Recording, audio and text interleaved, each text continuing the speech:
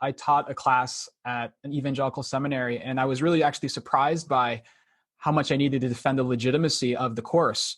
I had students saying things to me like, if this is about making arguments and hitting people over the head with truth, I don't want anything to do with it. So there's a suspicion about the way it's been done. And a lot of times that goes to the core of the discipline itself. So it depends on who you ask. But one of the things I want to say is that defending the truth is really only a part of apologetics. And what we think of as traditional apologetics is actually sort of a novelty in the history of apologetics. Yeah, I find that really interesting and also helps me reflect on some of my own background religiously. I grew up as a sort of precocious, aspiring theologian, reading like Josh McDowell, Lee Strobel's Case for Christ, things like that.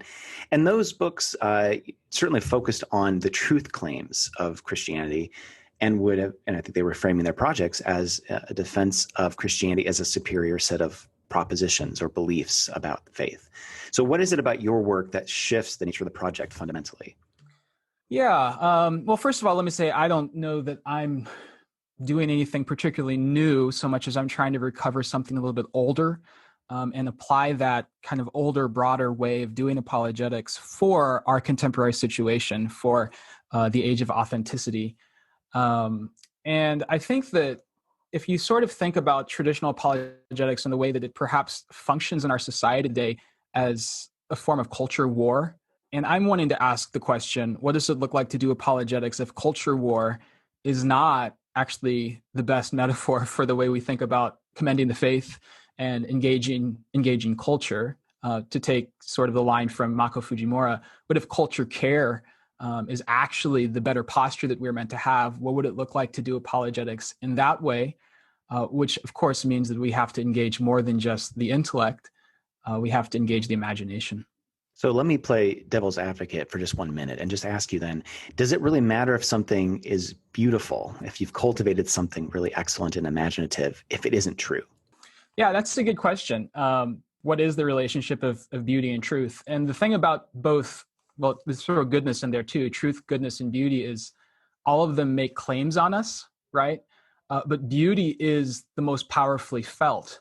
And so because of that, it's also sometimes the most difficult to distinguish between counterfeits. So I'll just admit, yeah, if something is beautiful, it doesn't necessarily mean that it's true. And the truth is, I think that we find things beautiful, and beauty is kind of ordered by goodness, and goodness is ordered by truth. But that's not the way that we experience it. We always sort of start with the aesthetic. We start with the felt sense of the world. And something is going to be intrinsically either beautiful or not beautiful to us.